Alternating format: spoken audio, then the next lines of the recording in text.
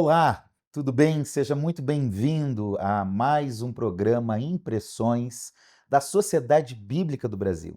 A SBB é uma agência missionária que tem a missão de levar a Bíblia a todas as pessoas para que todos possam conhecer a palavra de Deus, possam ler a Bíblia e ser transformado por ela.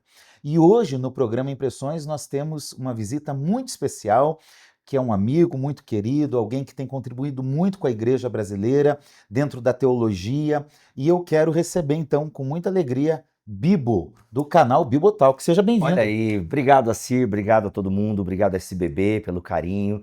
E prazer estar aqui, prazer conhecer toda essa estrutura. Muito feliz de estar aqui. Obrigado pelo convite. Que bom. Tem uma pergunta que a gente sempre faz no começo aqui, que é a seguinte: Hum. como foi o seu relacionamento com a Bíblia? Qual foi o seu primeiro contato com a Bíblia?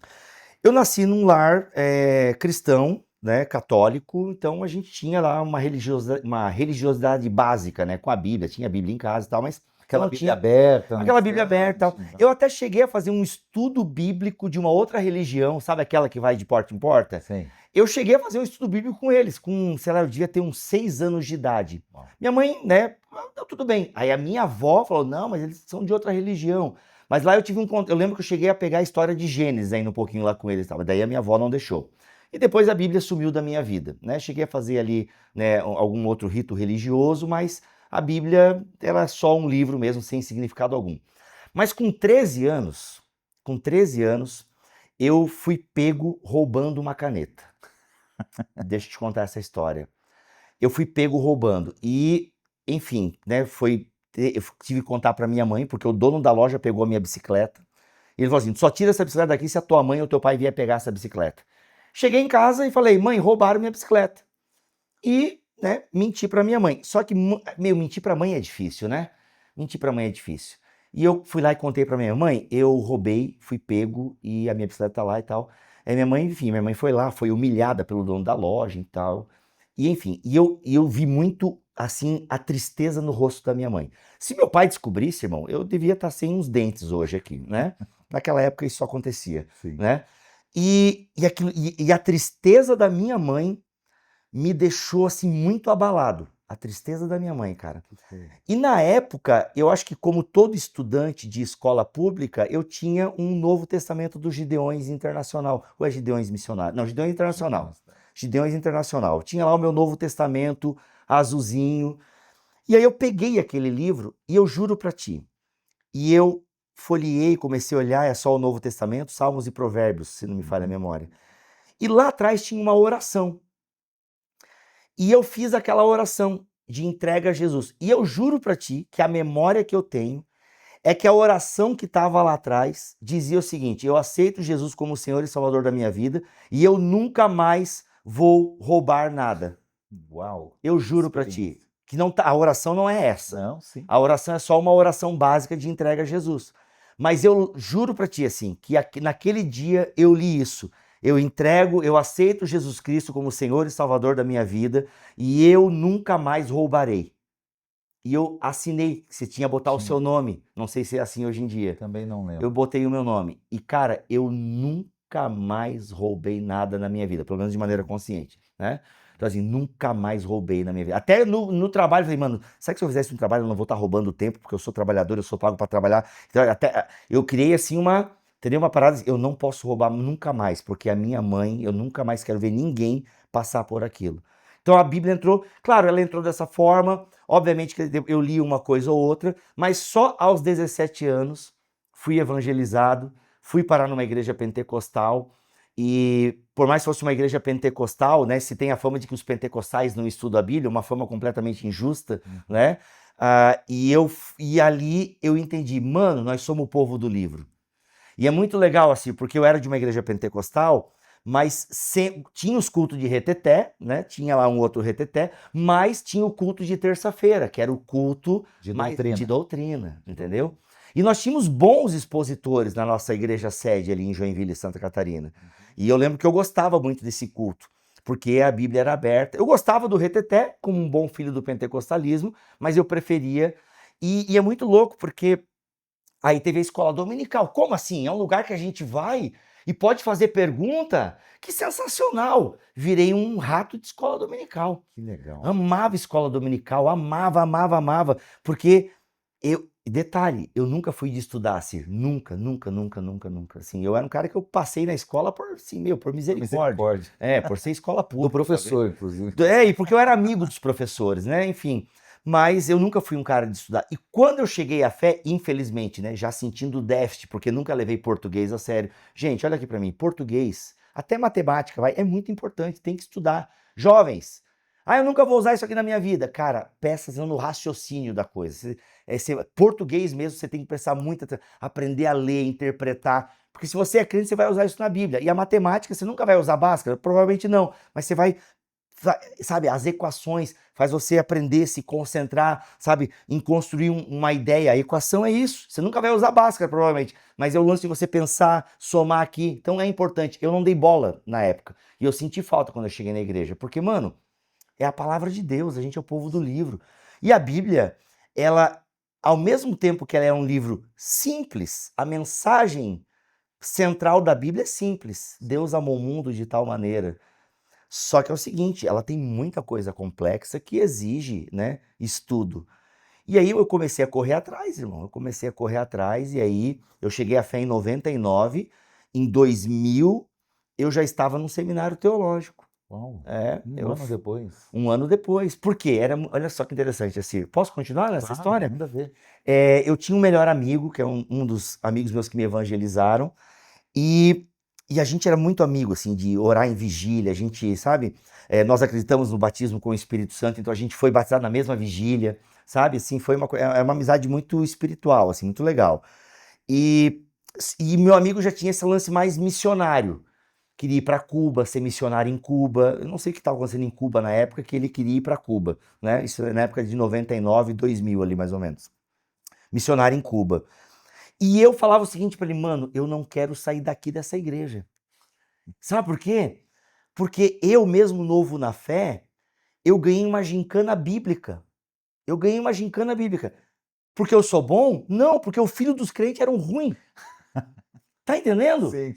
E aí, O que era muito comum antigamente, essas gincanas bíblicas, era de muito a Bíblia legal. quem acha mais rápido. De decorar, entendeu? Decorar Eu decorei 199 perguntas sobre a Bíblia Sagrada. Uau. Era do Antigo ao Novo. Cara, eu decorei as 199. Porque, mano, eu levei a sério esse negócio. Tá vendo esse livro? Lê ele, come este livro. Sabe o conselho? Sabe? Come esse livro. Se você não entendeu a referência, melhore. Né? É triste você não entender a referência do come esse livro. Se é crente, você tinha que entender. Então o que acontece? E eu comecei a comer esse livro mesmo, entendeu? E aí, mano, eu falava assim pro meu amigo, olha, cara, o que adianta a gente ir lá para Cuba se os que estão aqui dentro não conhecem a Bíblia? Entendeu? Tanto que aí meu amigo, a gente começou a arquitetar um ministério, Ministério Triunfo. Olha o nome, né? Bem pentecostal, né? Mas enfim, Ministério Triunfo. Não, cara, ó, a gente vai se preparar, tu vai pra missão, eu vou estudar teologia, porque a gente precisa ensinar a Bíblia pros crentes, e tu vai ensinar pros não crentes, e eu ensino pros crentes. Eu até brincava, né? Eu com 17 anos, 18, então, não tinha maturidade e era novo na fé, mas eu falava assim, ó, olha gente, eu por mim parava até de evangelizar. Um absurdo, gente, é óbvio, mas eu tinha só 17 para 18 anos, era um novo convertido. Porque de fato, a ignorância bíblico-teológica, eu já, que nem tinha teologia, eu já percebia que as pessoas não sabiam o básico, Sim. Entende? Amavam Jesus, oravam, mas assim, faltava muita Bíblia. E eu via na escola dominical. O Bibo, e isso tá pior, tá? Hoje nós Eu sei. identificamos de uma certa forma, nós chamamos aqui na sociedade bíblica de analfabetismo bíblico. Uhum. Ou seja, as pessoas conhecem muito de política hoje, conhecem muito de futebol, conhecem muito de muitos outros assuntos que estão nas redes sociais, mas não conseguem, talvez, dizer 5 dos 10 mandamentos, 5 nomes dos 12 apóstolos. Não conseguem, hoje, as pessoas não conseguem encontrar um livro da Bíblia.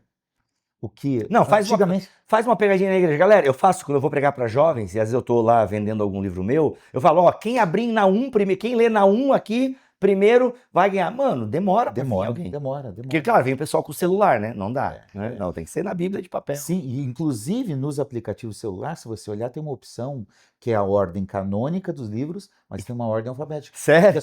Porque as pessoas não conseguem encontrar. Então, Então, o que Naum, você tá né? Onde é que tá Naum, né? o Tipo... que você está falando reflete muito disso, né? Isso é, e já, assim, isso Isso é ano, né? Enfim, é transição, né? Do É, milênio ali. Agora, se tu vai ler, e isso é um pouco triste de alguma forma, porque hoje a gente pode falar até que tá pior em última análise, por quê? Porque nós temos mais evangélicos. sim. Então, se nós temos mais evangélicos, mais analfabetos bíblicos. Agora, mas se tu vai ler escritores antigos, você vai perceber eles falando já algo parecido da igreja. Sim. E digo mais, se você lê a carta aos Hebreus, esse problema já Perceber. está lá no capítulo 5 de Hebreus. Exatamente esse problema.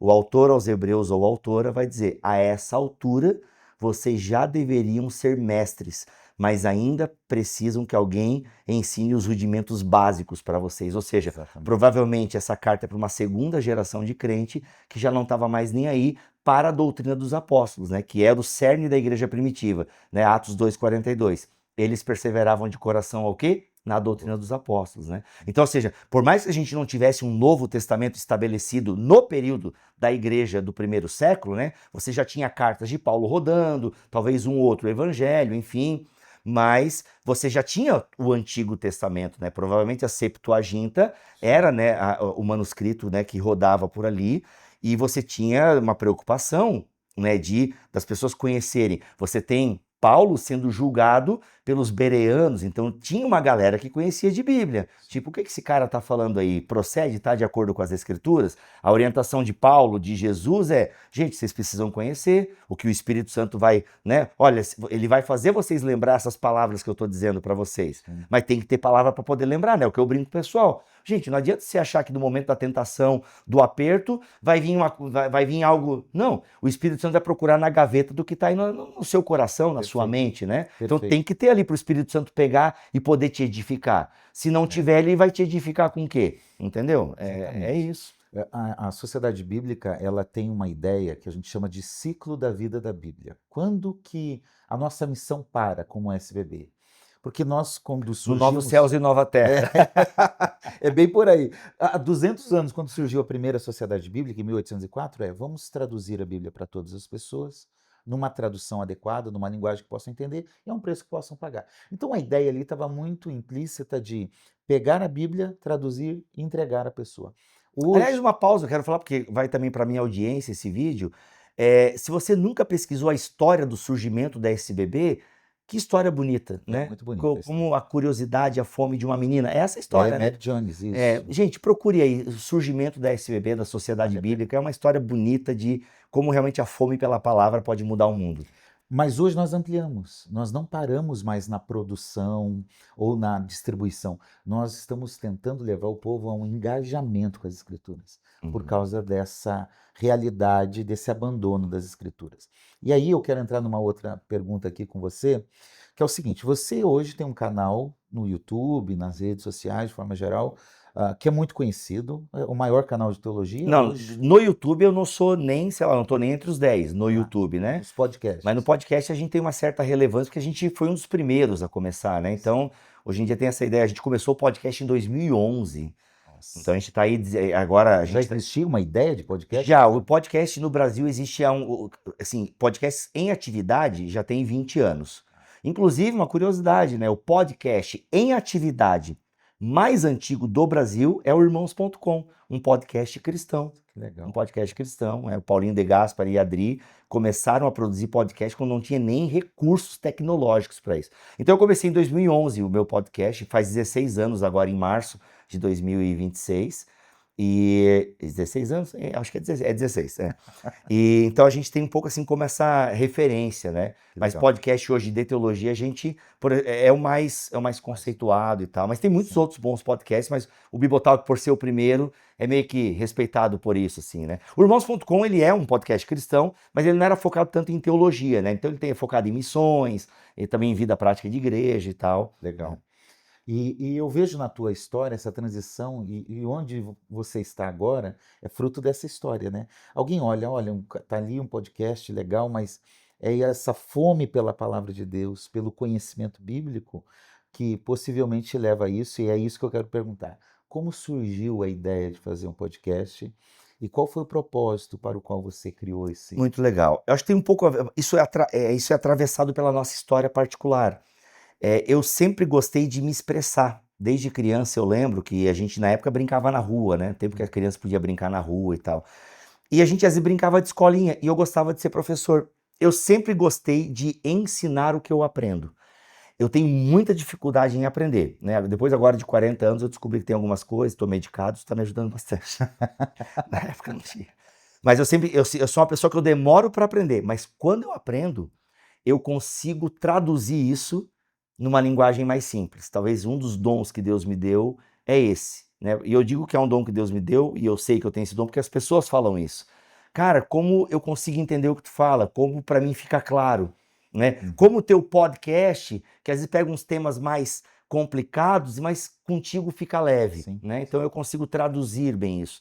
Então eu sempre gostei de brincar, né? Da escolinha eu gostava de ser professor, né? Então sempre gostei de... Na escola, quando eu nem era crente, eu criei um jornal de cinema na minha escola. Minha diretora aprovou essa loucura. E ainda a gente não tinha dinheiro para fazer jornal, na época, eu fiz um mural. Aí eu e mais alguns amigos meus, a gente fazia um mural de exposição de cinema. Então eu sempre gostei. Na época eu cheguei a escrever críticas para o jornal da minha cidade. Quando tinha lá a opinião do leitor, chegou já a publicar umas 2 opiniões minhas lá. Eu gostava de escrever. Depois veio a época dos blogs, né? Então eu sempre fui treinando um pouco essa ideia de comunicar. Quando a minha igreja, em 2005, ela comprou uma rádio, aliás, em 2005 a minha igreja já tinha uma rádio AM. E aí eu descobri isso, eu falei para meus amigos, mano, vamos fazer um programa para jovens. E aí a gente bolou um nome muito criativo, Jovens em Ação. Maravilhoso esse nome. Nome extremamente criativo. Bem padrão da década de 90. Bem padrão da década de início dos anos 90. 2000. Jovens em Ação, Jovens em Ação, tá. E aí, mas foi legal, a gente começou a desenvolver rádio e tal. Nossa, pagamos muito mico, demos muito furo ao vivo. Rapaz, olha, cada coisa que era jovens, né? Jovens com liberdade, às vezes, sem a supervisão de adultos, maduros, dá ruim. Mas né, deu bom, assim, a gente fez por um ano. E aí o que acontece? A igreja comprou uma rádio FM. E aí isso foi em 2006, eu já estava já no 3º ano do seminário. Aí chamei 2 a 3 amigos e criamos o programa Metanoia. Melhorzinho o nome, hein? Eu já tinha tido aula de grego na faculdade, já deu uma melhorada. Já queria até mostrar que sabia um Claro, pouco mais de tinha que grego. gastar um pouco de grego, né? Aí criamos o Metanoia. Mano, foi muito legal porque a gente fazia um programa musical com interação com a audiência e eu trazia um conteúdo já teológico e tal. Então, assim, e foi chamando muita atenção, foi ganhando a rádio que eu fazia parte lá tinha muita audiência na cidade e nas cidades circunvizinhas, uma coisa assustadora. Então foi muito legal, começou a chamar muita atenção. Só que chamou muita atenção ao ponto de que algumas pessoas não estavam gostando do que eu estava falando, né? Porque o meu compromisso era com a teologia bíblica, com a teologia. E às vezes isso estava conflitando um pouco com a teologia denominacional. E aí o que acontece? Eu fui expulso, né? Fui convidado a me retirar e esse programa acabou, né? Que na verdade tinha o Metanoia, aí depois os meus amigos mudaram de igreja, aí o programa acabou. Eu continuei na igreja que era a dona da rádio. Aí eu esperei esfriar uns 6 meses, criei um novo programa. Aí nesse novo programa, ele era mais conteúdo mesmo, menos música e mais conteúdo. E aí, nessa época que eu fazia esse programa, a gente já pegava o arquivo MP3 e jogava no 4Share, que eu nem sei se existe ainda. Mas na época a gente baixava música e filme lá, né? E aí a gente pegava o nosso programa de rádio e botava na internet no nosso site, o formulados.com.br. Então lá eu botava texto, botava os nossos podcasts. E nós tínhamos uma audiência de 70 pessoas. Ou melhor, 70 downloads, né? Sim, O que acontece? Quando eles me tiraram o programa e eu saí com esse programa na rádio, eu falei, mano, eu não vou parar, é muito legal. E aí eu já conhecia podcast, né? Já tinha alguns podcasts, tinha irmãos.com e outros podcasts de cultura pop que eu seguia. Mano, eu vou começar o meu podcast, então agora vai surgir Bibotalk. E aí, com a ajuda de alguns amigos, eu consegui criar um novo site. Na época, para você ter um podcast em 2011, né? Isso foi lá por 2010 para 2011. Tinha que ter gente que entendesse muito de informática para, sabe, configurar o feed. Você nem sabe o que é feed, tá tudo bem. Mas era uma engenharia, sabe, ali da informação. Mas Deus colocou essas pessoas no meu caminho. Aí teve um irmão que me deu o computador, o outro me deu mesa de som. E eu comecei na raça, com a ajuda de amigos e amigas, o Bibotalk, para 70 pessoas. Ou melhor, para 70 downloads, né? Às vezes é 70 downloads, mas quem ouve o programa é 2, 3 pessoas, né? Para 70 downloads. E comecei em 2011. Propósito de levar conhecimento teológico. Bíblia e teologia numa linguagem simples. Por exemplo, a primeira série que tem lá no Bibotalk é sobre os 10 mandamentos. Uau, que legal. entendeu? É Ainda isso. está no canal? Tá, é o BTcast 001, Poxa, que entendeu? É o legal. BTcast 0. Aliás, acho que se tu entrar na postagem desse BTcast lá de 2011, lá vai ter um link de uma pasta do ForShare, que eu não sei se ainda está em atividade, e lá tem os meus antigos programas, entendeu? Nossa, É, e tá lá, então é isso. Então eu sempre gostei de me comunicar, e eu acho que eu faço isso razoavelmente bem. E aí foi isso, eu quero popularizar a teologia. Eu quero, ou seja, aquele jovem lá que queria fechar a igreja para ensinar a Bíblia e teologia para os irmãos, né, descobriu que a paróquia pode ser, né? Aliás, que a sua paróquia pode ser o mundo, como diria John Wesley, né? podem E ser as agora eu. ondas, podem É, ser as exato. redes. E aí é o lance, ou seja, eu costumo brincar que agora eu vou até os confins da web, né? Que legal. É isso. Muito bem. Bibo, vamos lá. Você nos visitou aqui, para nós é uma alegria recebê-lo, A né? alegria é minha, poxa, muito Conhecer interessante. aqui, para nós é uma alegria tê-lo. E eu queria saber quais são as suas impressões. Você visitou ali a nossa gráfica da Bíblia, o Centro de Produção da Bíblia, andou um pouquinho também aqui na nossa sede. Eu queria saber o que que você achou, como que foi a experiência. Olha, enquanto eu andava, e aí me falaram que vocês fariam essa pergunta para mim, né? Aí eu comecei a pensar na resposta e eu diria assim, eu queria. Tem uma série chamada Doctor Who. Eu nunca assisti a série, mas eu já vi, eu sei do que ela se trata. E nessa série, as pessoas viajam no tempo. E tem um corte que ficou famoso, que é quando ele pega o Van Gogh e ele traz, né, porque o Van Gogh não foi reconhecido em vida por todo o trabalho dele, enfim, tal, tal. E aí esse doutor traz o Van Gogh para a atualidade e mostra, né, tipo assim, como o trabalho dele foi reconhecido e como ele virou, né, uma grande referência e tal. E foi muito, e é bonito tu ver, sabe, ele vendo o trabalho dele reconhecido, o que ele não teve em vida, né? Aliás, muitos artistas, infelizmente, sofrem com isso, né? Não colhem os louros, né, do seu trabalho. E aí eu fiquei pensando, mano, o Gutenberg ia ficar muito feliz em ver isso aqui, né? E aí eu queria que Lutero visse também. Lutero, sabe o que tu queria? Que o pessoal tivesse a Bíblia na sua língua, sabe? Isso que você ajudou a criar lá em 1517, né? Graças também à tecnologia de Gutenberg. Eu falei, mano, isso aqui, Gutenberg teria, sabe, um êxtase aqui, ele ficaria maravilhado. Porque, e é muito legal o que eu vi aqui, além de você ter, obviamente, né, tem um processo industrial muito bem elaborado, assim, eu fiquei encantado com o processo industrial, as máquinas gigantes, fazendo não sei quantas bíblias por minuto, né? 3 bíblias por minuto. Uma Bíblia a cada 3 segundos é a nossa média. Nossa, não, desculpa, errei feio, né? Perceba, é muita coisa, né?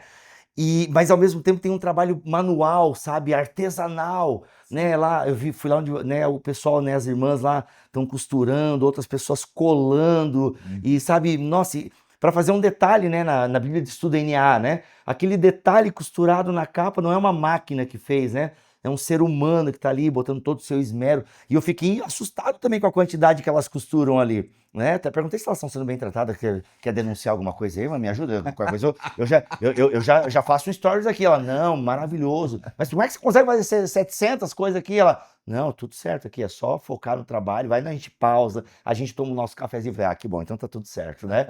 Aí, condições de trabalho aceitáveis, né? Sim. Mas eu fiquei encantado com a produção, né? Depois fui na parte ali da Bíblia em Braille também. Nossa, que sensacional esse trabalho de vocês, né? De mais de 3.000 pessoas recebem a Bíblia em Braille, né? Eu não sabia disso, né? Que a pessoa pode se cadastrar e receber a Bíblia em Braille. Tem lá, né, um projeto social de vocês Gratuitamente. gratuitamente, né? Claro, tem uma questão de assistência social que vai verificar, se é porque infelizmente, né, deve ter gente suja que, né, que quer ganhar sem ser cego, né? Mas você tem todo o trabalho de averiguação, daí a pessoa que tem essa deficiência ganha a Bíblia. Isso é sensacional. E eu fiquei de cara com o papel que fura frente e verso e o furo de um não. Mano, que detalhe, né? Desde a galera que corta, que faz todo o processo manual, Vale a né? pena falar para quem está nos assistindo o seguinte: a Bíblia em Braille ela tem 38 volumes.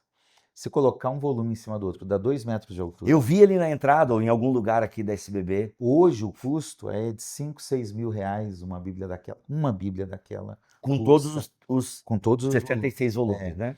e que nós mandamos gratuitamente. Então, se por exemplo você conhece alguém que é uma pessoa cega que quer ter o contato com a Bíblia, ler a Bíblia no Braille, nós podemos mandar isso gratuitamente. Ela vai recebendo um volume a cada 3 meses. E, como você falou, nós acompanhamos. Há um programa da Sociedade Bíblica que é acolher a pessoa com deficiência. Então, nós não apenas entregamos a Bíblia, nós acompanhamos essas Muito pessoas legal. há encontros. Aliás, nós vamos realizar um grande encontro com pessoas cegas do Brasil todo, deficientes visuais do Brasil todo. É um dos grandes eventos para cegos do mundo, se não é o maior. E vai ser num acampamento. Nós vamos receber 400, 500 cegos Nossa, para estarmos juntos, gente vindo do Brasil todo para ter esse momento de imersão na palavra de Deus também. Então é um programa muito especial que nós temos, realmente levar a Bíblia a essas pessoas, e a experiência de ver um cego lendo a Bíblia é algo marcante. muito legal, muito Muito legal. marcante. E é um trabalhão, né? É algo grande, assim, não é uma. Aquilo que a gente vê no livro de Eli não seria Não, possível, não né? seria Não possível. seria... que no livro de Eli, para quem não entendeu a referência, o Denzel Washington tá com uma Bíblia, né? O que ele tá protegendo é a Bíblia, né? Mas é uma Bíblia muito pequenininha, Deve né? ser um evangelho. Deve ser só um evangelho ali. Muito bom, muito bom, muito bom. E eu brinco às vezes que se o pastor tem que avisar antes qual livro vai ler, se ele for para levar a Bíblia em braille, né? Exato, Porque exato. senão tem que levar num carrinho de mão de alguma forma, porque vai ser Mas difícil. parabéns, parabéns. É um trabalho sensacional. Isso que vocês têm outras ações, né? Tem aquele navio. Não tem vocês Sim. têm um navio também que. Temos o Luz na Amazônia. Hoje nós Isso. temos 3 embarcações na Amazônia. Um barco mais cultural com uma livraria, um barco que é um ambulatório com atendimento hospitalar, ambulatorial, assistencial, que Legal. vai nas comunidades ribeirinhas, e também uma lancha para fazer percursos mais rápidos, né? Que Então, é interessante. levar a palavra de Deus também, e uma transformação na sociedade. Aí, uma coisa que eu achei legal, uma coisa que eu achei legal sobre a Bíblia em Braille é que é a nova tradução na linguagem de hoje, que é uma Muito linguagem, legal. né, mais acessível, né? Que Exatamente. eu amo, inclusive, essa tradução. Acho. Sim, Ela é de vocês, essa tradução? ela é nossa. Muito Nossa, legal, né? muito Muito legal. legal. É uma ótima tradução. Não É. sei se ela já teve alguma revisão recente. Não, mas ela tá para passar por uma É revisão. excelente, excelente. E mantenham essa linguagem simples, Sim, pelo amor de Deus, porque sim. é o Não, a grande ideia é trunfo. essa, manter uma tradução acessível para que as pessoas consigam ler E e é uma entender. ótima tradução, tá, gente? Por favor, né? É uma ótima tradução. Se alguém diz o contrário, tá errando, tá? Tá errando. Eu sempre costumo brigar assim, ó, o Nicodemos utiliza a NTLH no mestrado, então tá sempre, né? O Nicodemos é uma referência, então ele usa no mestrado lá como exemplo de boa tradução. Porque toda tradução vai ter uma outra coisa que Sim. poderia ser traduzida diferente, E tem né? que entender o princípio da tradução, né? Exatamente, Tem que entender o exatamente. princípio da tradução. Eu acho assim, enfim, eu poderia falar horas, porque a NTLH marcou muito a minha vida, assim, porque quando eu li a primeira NTLH, não foi a NTLH que eu li, eu acho que é outra tradução, mas também é nessa pegada. Mas depois uma NTLH caiu na minha mão, uma muito bonita, acho que era até com Amarelo? papel amarelado NTLH. é NTLH, mas ela era ecológica, Sim, é sim. papel Sim, reciclado. sim. Alguém até me disse, não, é até mais caro fazer Bíblia assim. E eu tinha uma meio que de estudo e tal. Eu lembro que eu dei uma vez para um jovem que ele ficou apaixonado, eu dei numa pregação. E eu lembro que aquilo me encantou, mano, eu tô entendendo o que Deus está falando, né? E eu tinha um contexto né, pentecostal, onde Deus fala, né, com Difícil. mesóclise. Aí eu falei, não, mas Deus fala a minha língua também. Eu achei muito sensacional. Acho que como Bíblia de entrada de um novo convertido, ela faz um papel sensacional, Sim, sim. sensacional. Sempre diz, tradução da Bíblia, qual é melhor? Para quem? Por quê? Exato. Onde vai ser utilizado? Depende muito disso, né? Olha, Por a isso que nós melhor temos várias tradução, traduções. se tratando hoje do Brasil e das traduções que a gente tem disponível, na minha opinião, a melhor tradução é aquela que você lê. Isso. E Entendeu? aqui fala o coração. Exato, Exatamente. exato, exatamente. Bom, a última pergunta que eu te faço é, depois de você conhecer tudo isso, esse processo todo, alguns dos nossos projetos, dos nossos programas, qual a impressão que você está levando, saindo daqui hoje, sobre esse trabalho da SBB de levar a palavra de Deus, servindo a igreja, servindo a sociedade, servindo as pessoas? Olha, uma das informações assim que me assustou é a quantidade, às vezes, de Bíblias, né, que são mandadas. Por exemplo, foi mandada a Bíblia para a guerra da Ucrânia, Sim. né, para os presídios, para várias tragédias que acontecem. E eu acho que isso é muito bonito de ver que, de fato, a palavra, a missão que Jesus dá à igreja de ir por todo mundo, pregar o evangelho, eu vejo como a SBB está comprometida com isso, né? O tanto que vocês fazem de projetos sociais, né? E o tanto de Bíblia que é produzido. E agora você me fala também desse engajamento. Produz boas Bíblias de estudo, né? De diferentes tipos, inclusive. Eu vejo que é isso, é o cumprimento do ID de Jesus, né? Esse compromisso, porque não tem como ir e anunciar as boas novas sem a palavra de Deus. Né? Então, até o próprio trabalho, né? Vários idiomas são feitos aqui, sabe? Até mesmo idiomas ou dialetos indígenas, né? Como isso é um trabalho, eu tenho uma prima, né, por parte da minha esposa, que trabalha na tradução, né, da Bíblia para dialetos indígenas e tal, e às vezes é só o Evangelho de João que eles recebem lá, né? Enfim, eu não sei qual que é o evangelho que vocês mais imprimem para esses dialetos, mas isso é maravilhoso, sabe? Então, assim, a pessoa ter lá a palavra de Deus no dialeto dela.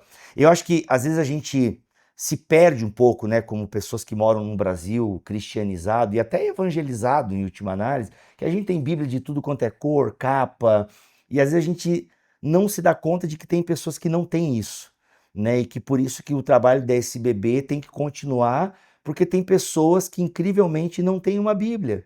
Ou às vezes não tem uma Bíblia adequada para a sua leitura, para o seu grau, né, escolar, por assim dizer, ou até mesmo para o tamanho da sua visão, o que a sua visão consegue enxergar. Né? Então, por isso que graças a Deus pelas Bíblias de letra gigante, imensa, sei lá qual é o tamanho que tem hoje, né? Então, glória a Deus por isso. E é um trabalho feito com muito carinho. Eu fiquei de cara, né, mano? Tem gente costurando capa de Bíblia aqui. Exatamente. Né? Então, assim, todo um trabalho artesanal, sabe, pela palavra de Deus, para popularizar a palavra de Deus. Então, eu vi, assim, muito esmero, muita qualidade, sabe? Esse esmero e manualidade me chamou muita atenção, assim, esse compromisso em ir mais longe, né? E não adianta ir sem a palavra de Deus. Se hoje nós quiséssemos colocar uma Bíblia em uma casa, qualquer casa da população mundial, nós precisaríamos de mais de 100 anos para conseguir fazer isso.